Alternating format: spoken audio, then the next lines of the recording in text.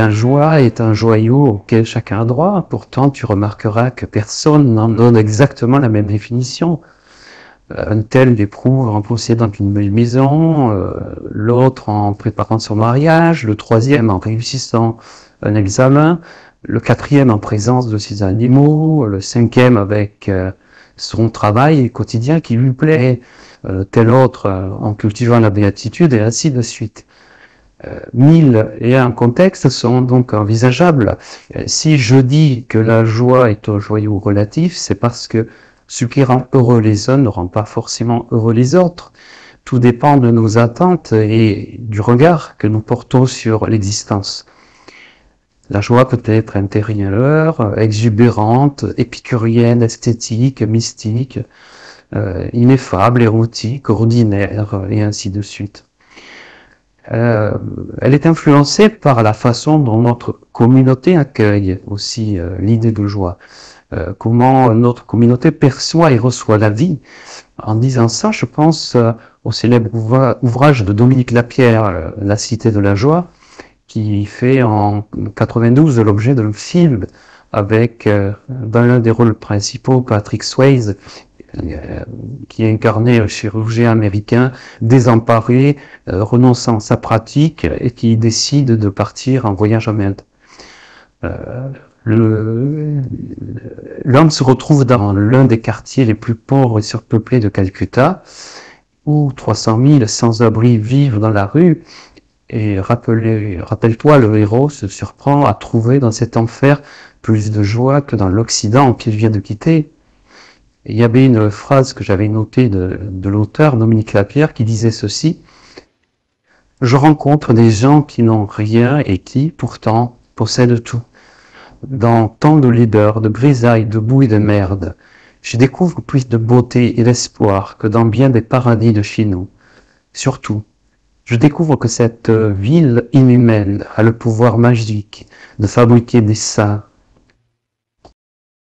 Oui, je me souviens bien de ce film. Toi, si je devais donner une définition générique, je dirais que la joie est une grâce, une félicité, source de bien-être. Et en fait, il n'y a aucune raison pour qu'elle soit absente de nos vies. Comment expliquer que la joie ne fasse pas partie des fondamentaux de l'éducation, comme le sont la politesse, la santé, l'hygiène, la culture, notamment.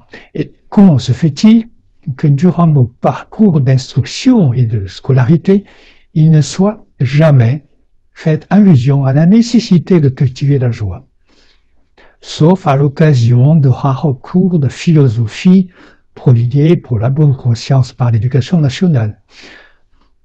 Il est surprenant que la joie ne soit jamais citée comme une priorité nationale et qu'elle ne fasse jamais partie ouvertement des objectifs du gouvernement successif de l'histoire.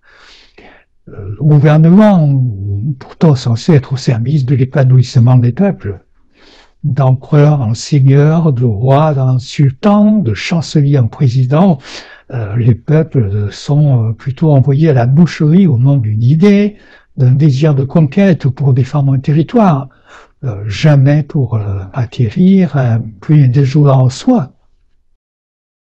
Oui, c'est tout à fait exact. Les discours politiques aujourd'hui, en tout cas de droite ou de gauche, véhiculent une vision étriquée de la personne humaine, qui est réduite à sa représentativité civile, économique, citoyenne, statistique, bref, à son rôle social. Jamais le peuple n'est envisagé comme un assemblage de personnes effectuant un passage sur Terre dans la plus grande joie possible, alors que c'est sans doute le souhait le plus partagé au monde. Cette mise au second rang de la joie est une hérésie. Ça part d'une conception erronée de la vie. La joie, c'est un état d'être que l'on peut cultiver et on peut être heureux sans raison. Soyez heureux sans raison comme un enfant.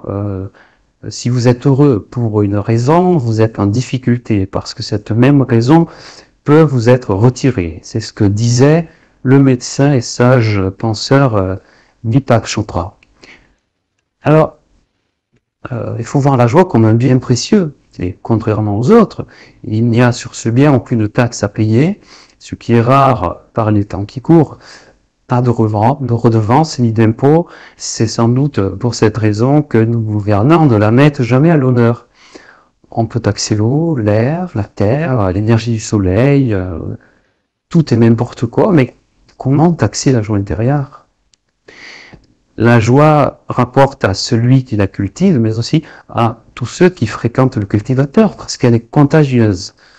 Elle n'est pas secondaire et ne devrait jamais être un pis-aller ou demeurer accessoire dans la vie des personnes. C'est même l'une des valeurs premières enseignées à un être humain.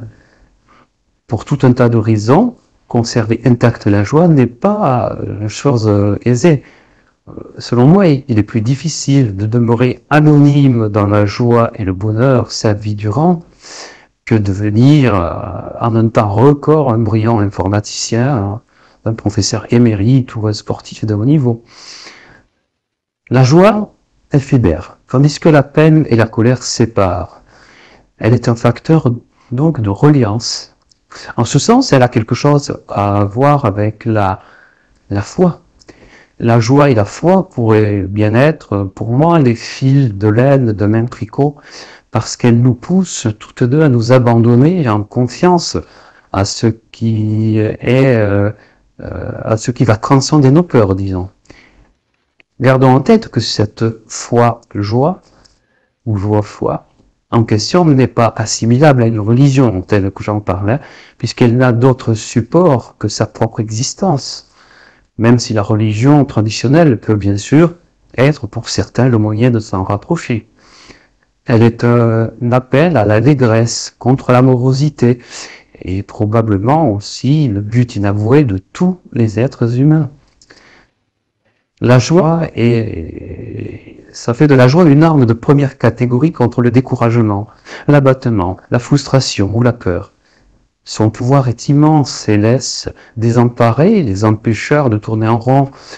Elle est la hantise des tristes cires, des pénibles et des sombres tyrans, entraînant vers le bas des foules que l'on veut dépressives et dépendantes pour mieux les contrôler.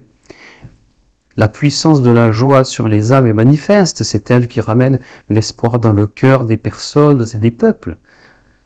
En cela, elle est aussi un contrepoison permettant à ces formidables êtres dont nous parlons depuis le début, Max, de triompher des assauts du funeste.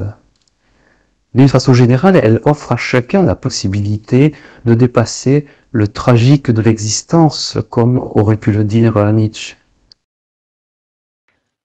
Avec l'âge, j'ai réussi à mettre ma lumière sur une partie de mon ombre qui m'empêchait de faire ce que je souhaitais. Et cette libération de l'ombre m'a mise en joie. La joie, c'est être dans le présent sans se demander ce que sera demain et ne pas culpabiliser pour ce qui fut hier. Tu ne peux être en joie si tu n'es pas dans le présent. La joie peut être transmise par la culture. D'ailleurs, on nous a bien transmis la souffrance comme héritage. Mais la joie, c'est pareil. On subit une éducation où la souffrance est omniprésente. On nous a tous mis sur la croix. Bon, non merci. Moi, je suis descendu de la croix. Jésus l'a fait. Moi, je n'ai plus envie et ça me va très très bien. Quand une société arrive à être dans la joie et à laisser de côté la souffrance, je pense que quelque chose peut changer. Une mère qui porte un enfant dans la joie permettra mieux à l'enfant d'être lui aussi dans la joie qu'une mère qui rejette du jeune enfant. En fait, je ne suis ni plus ni moins joyeux que quand j'étais jeune. Par contre, j'apprécie particulièrement le virage collectif que nous prenons en ce moment et qui a actuellement toutes les apparences de la mort. Et je perçois des transformations très importantes pour l'humanité. Et oui, j'avoue que ça me touche et me rend joyeux parce que je sais que cela va arriver. Toute cette situation catastrophique que nous vivons est un moment de préparation. Un moment où toutes les forces obscures sont en train de se rendre visibles. Les forces négatives se montrent et elles se montrent parce qu'elles sont poussées à se montrer et elles sont poussées à réclamer au plus vite un contrôle de la situation qui leur échappe. Si la situation leur échappe, c'est parce qu'il y a chaque jour de plus en plus de gens éveillés. Et plus la situation leur échappe, plus nous franchissons ce virage pour aller vers un moment d'éblouissement auquel les gens d'aujourd'hui ne s'attendent pas, à mon avis. Arrivera un moment où nous comprendrons mieux tout ce qui se passe.